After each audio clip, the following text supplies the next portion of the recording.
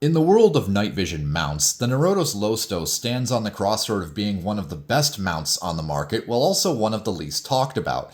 Anyone that I see that owns one of these never really elucidates on why they think it's the best mount on the market, but yet they will insist time and time again that it is better than anything that Wilcox has to offer. So I thought I'd shed some light on the subject and give my own personal takes on why the Norotos Lo-Sto may be or may not be the right option for you and what all it has to offer.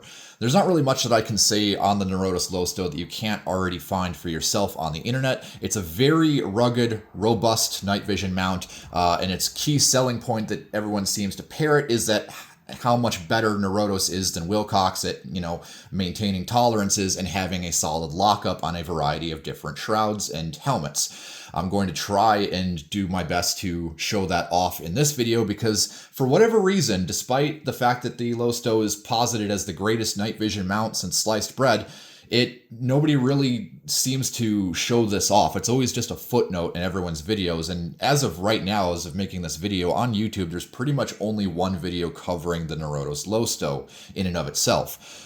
So there are two versions of the Norotos Lo-Sto I have on the table here. Out of a potential 4 or several, really, there's the nice thing about Norotos products, as opposed to Wilcox, I will say right off the bat, is there is a sheer amount of modularity to them that you don't really get with Wilcox. The main beauty of the Lo-Sto is its removable dovetail shoe.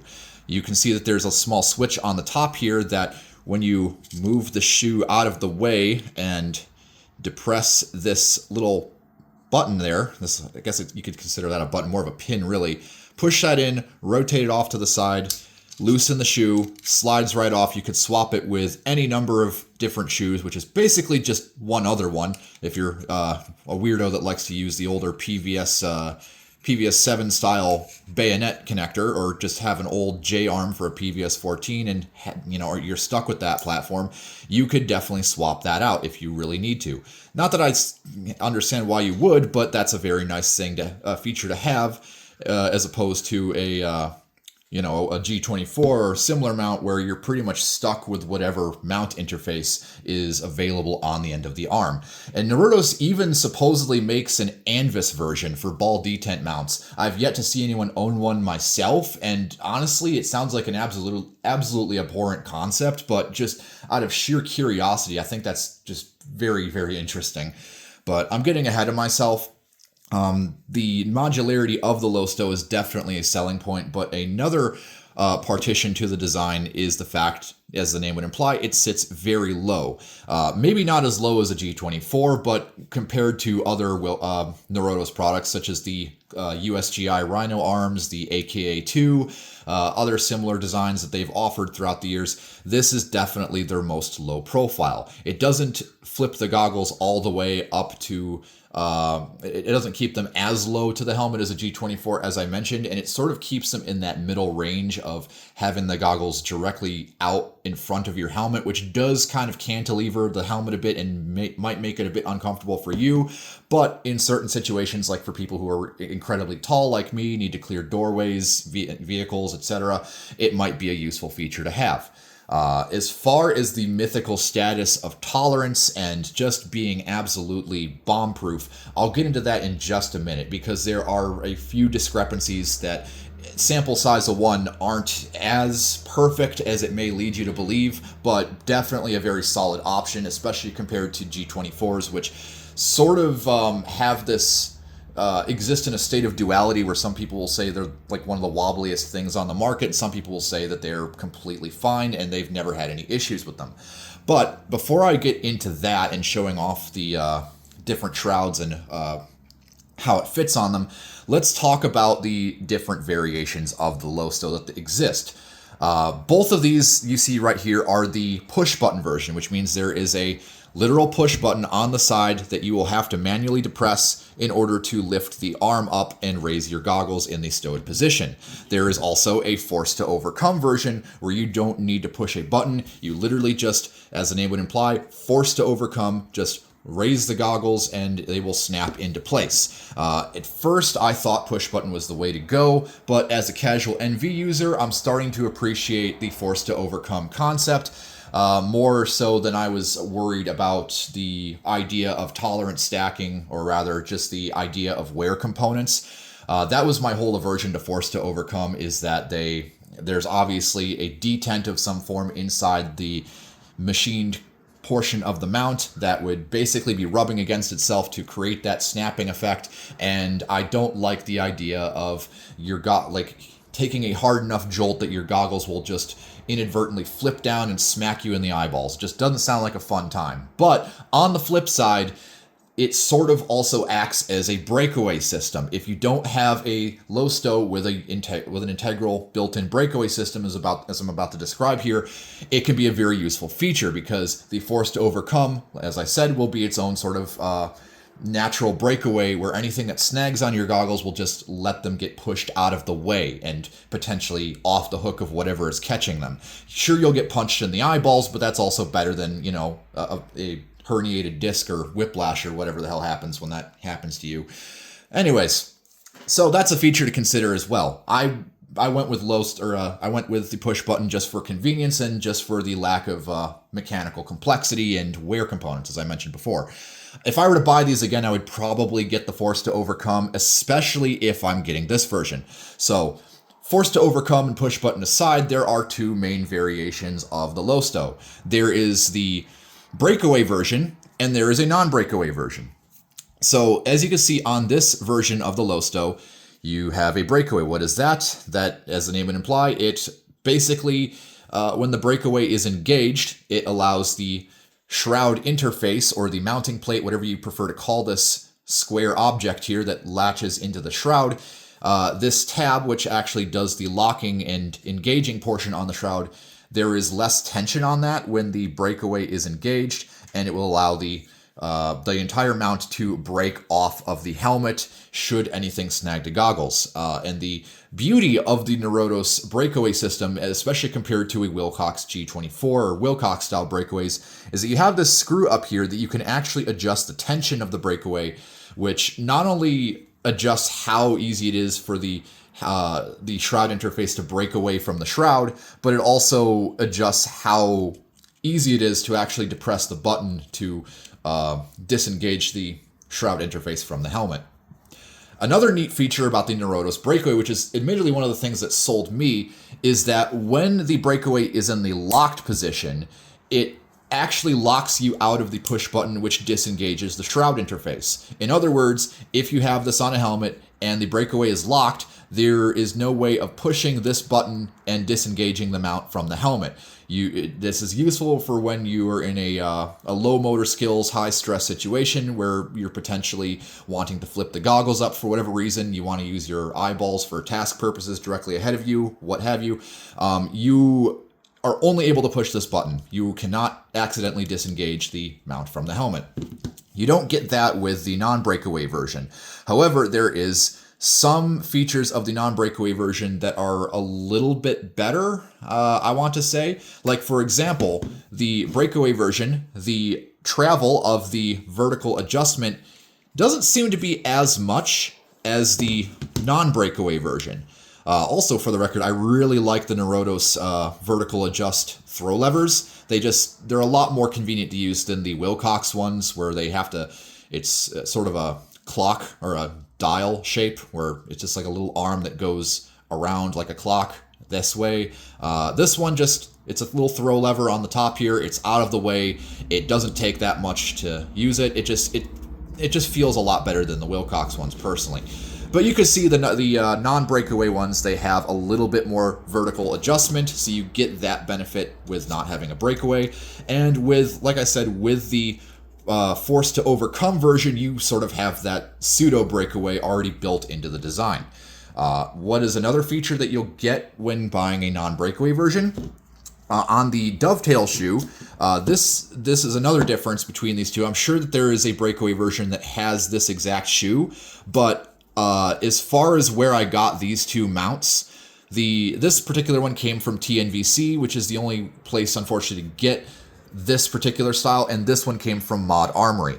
I'll note that as to why in a second, but The difference between these two shoes is that this one is the so-called USMC version, and this one is just the standard Norotos Lo-Sto commercial version.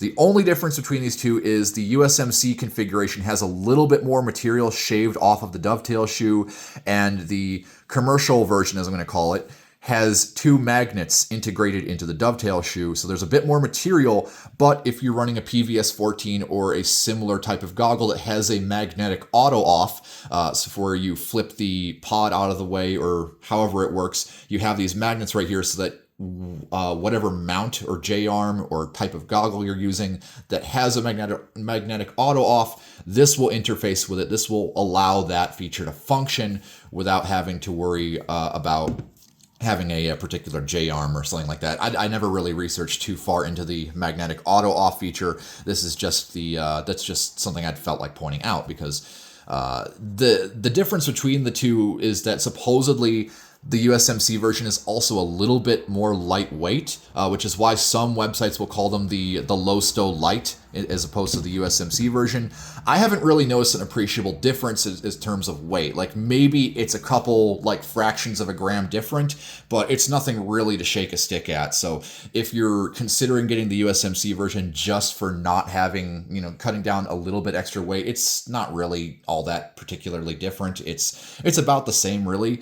I'd imagine maybe I haven't personally checked, but if you swapped the dovetail shoes onto the other one, like say this non-breakaway version has the USMC dovetail shoe, maybe this would be the lighter one. But as far as these two particular ones, again, this one came from TNVC, this one came from Mod Armory.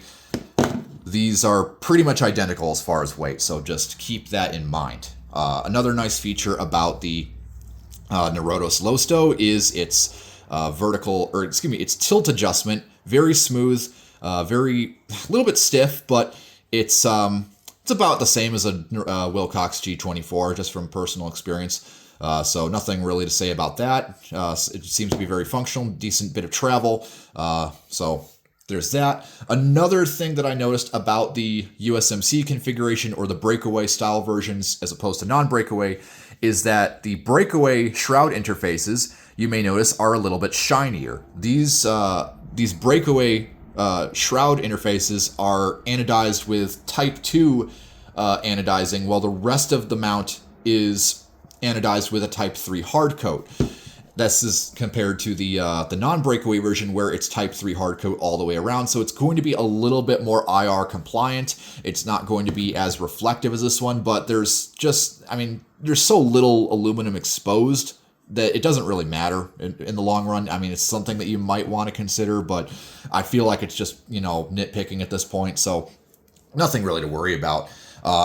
Another personal complaint, not really a complaint, but just sort of a minor flaw in the design is if you're using if you need to have the dovetail shoe adjusted further back for whatever reason, not that you really would because it's close enough to the face where I don't really see anyone moving them this far back, but you can't really disengage the goggles from the dovetail when it's mounted this far back. Like you have this little cutout here to be able to put your finger in there and depress the little tab to let you remove the goggles from the dovetail interface, but when it's that far back, there's not really any convenient way to access that. So that's a little bit unfortunate. A good alternative to the Lo-Sto would probably be something like the Cadex lightweight mounts, whatever they're called. But the Cadex mounts are pretty much just a little bit of an in-between between the G24 and the Lo-Sto because it has sort of features from both. And one thing that's very interesting to me with the Cadex mounts is that they are both push button and force to overcome at the same time.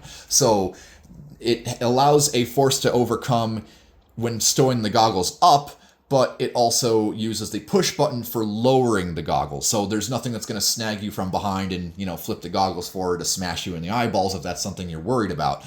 But on the other hand, that may also be a useful feature because a breakaway doesn't really work when the goggles are stowed. Like, sure, if something smashes you from the front, that will certainly disengage the breakaway. But if anything snags you from behind, all the leverage is forward. Like, it's pushing the actual breakaway portion into the helmet. So it's not actually going to break off the helmet when the goggles are stowed and something catches them from behind. So definitely keep that in mind. That's another beauty of Force to Overcome, is that because it's Force to Overcome when, both stowing and lowering the goggles, anything that hits you from behind will lower the goggles. So that's just another feature to consider.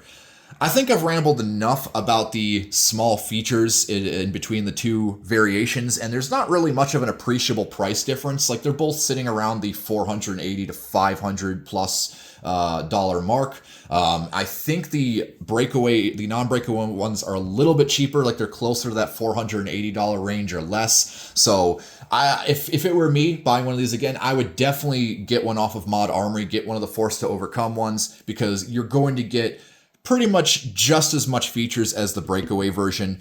Sure, it won't have the more streamlined, USMC style dovetail shoe without the magnets. I don't really need magnets in the dovetail shoe. It's not really a thing I see myself using personally, but the fact that it's there doesn't hurt. So anyways, that out of the way, let's show off a few different shrouds and my own experience with them and how well these fit on different helmets. So let's start with my personal OpsCore carbon helmet over here, which has an OpsCore modular bungee shroud. Originally, this came with an OpsCore skeletal shroud, which unfortunately I forgot to bring out, so you'll just have to take my word for it. But the skeletal shrouds seem to be one of the better fitting night vision shrouds when it comes to the Lo-Sto. But one thing that I needed to do with the modular bungee shroud is I needed to add some little spacer bumps. A lot of night vision shrouds will have rubber bumps either integrated into the shroud, or certain night vision mounts like the Wilcox G24 will have a singular rubber bump integrated into the back of the shroud interface, and that's supposed to take up the slack and tolerance to allow it to, not wobble around, but still have the clearance to lock into a night vision shroud without having to force it. So that's an important feature to have. And I believe the modular bungee shrouds were intentionally designed without any sort of rubber bumps on them, specifically so you could either use a Wilcox G24 on this region right here. That's why this little post is right there for the rubber bump on a G24 to interface with. But as far as the Lo-Sto, I know there are a few on TNVC's website.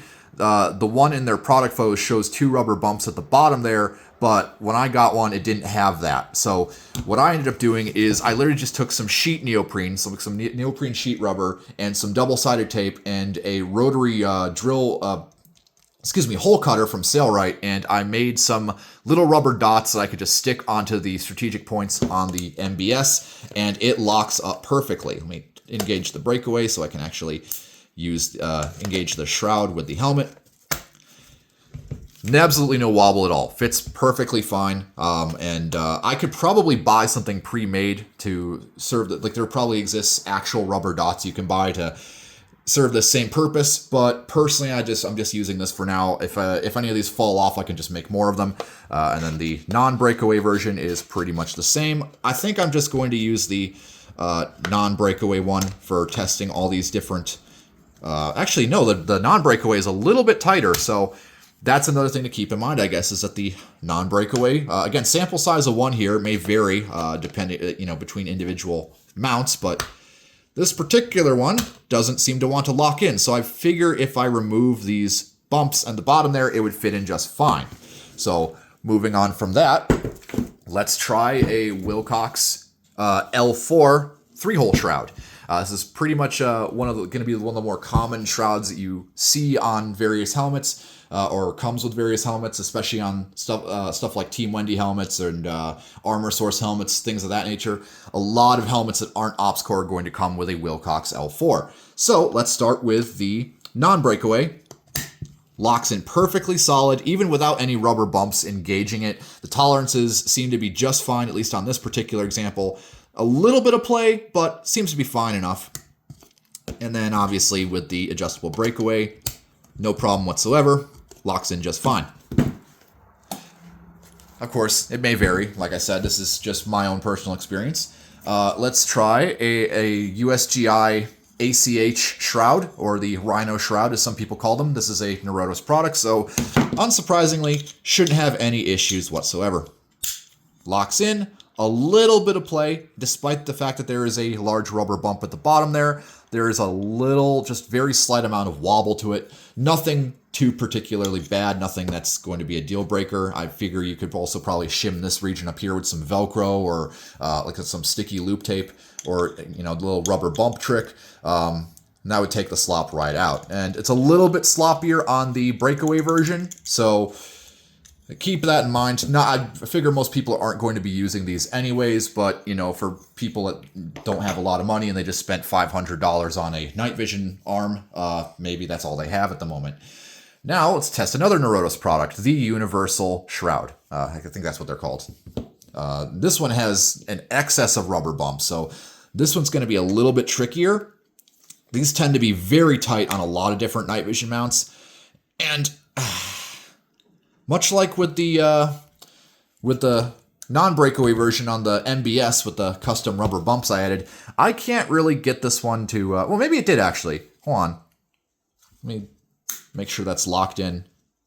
Okay, so yeah, it doesn't really have a tactile click to it when it's engaged, at least for me on this one, but does fit. Let's try the tighter one here, the non-breakaway.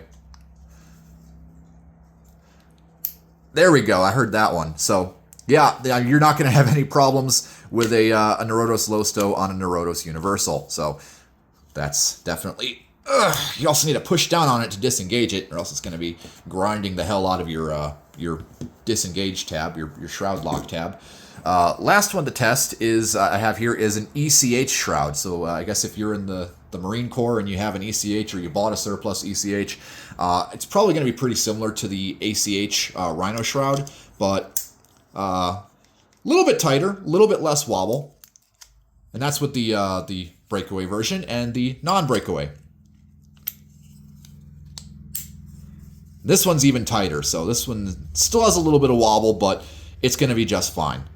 Honestly, in my personal opinion, I think the ECH shrouds are like one of the best, if not the best, single-hole shrouds on the market. Despite not having any, not much of any anti-rotational geometry, like no hook at the bottom to hook onto the rim of the helmet, or any straps or anything like that. These little wings that come off the side with this rubber padding on the back actually does a fairly good job at preventing it from rotating. So definitely consider an ECH shroud if you can find one and you have a single hole drilled helmet you want to upgrade the shroud on. Last thing that I want to test out while I'm here, I don't have any goggles with a dovetail interface at the moment to test on these, but let's test the actual dovetail shoe themselves. So like I said, I don't have any goggles on the table here to test, but I do have this Wilcox PVS7 adapter, this bayonet horn to dovetail adapter. So let's start with the USMC version. Locks in nice, little bit of play, little bit of rattle, but if you use bungees, that should take it right out. And then using the button, slides out nice and smooth. When you can access the button here, I definitely like this a lot better than, like, say, a Wilcox G24, where you have a big exposed push button on the front. You kind of have to do this weird leverage thing where you kind of hook your fingers in while pushing on the back of the dovetail. Sometimes your goggles will just come flying out, and this is really convenient, having that little push button up there. You can just sort of hook your thumb around the back and dig your finger in there, and there's a lot less force going on to disengage it. Now on the commercial version with the magnetic auto off integrated in, it's a lot tighter. Like, there is basically no wobble. So I definitely see why people say that the Lo-Stos have like some of the best tolerances ever, because I definitely have heard plenty of cases where people have G24s and there is just a bit of slop in the dovetail. So of course it's going to vary depending on what goggles you have and the tolerances of that particular manufacturer and whatever dovetail interface you have. So that's just a thing to keep in mind. It's going to be different. This is a sample size of one. These are my own experiences. I have to keep reminding, because someone's going to say, well, I have this and it doesn't work for me. Well, that sucks. I'm sorry to say, but I personally like the experience so far.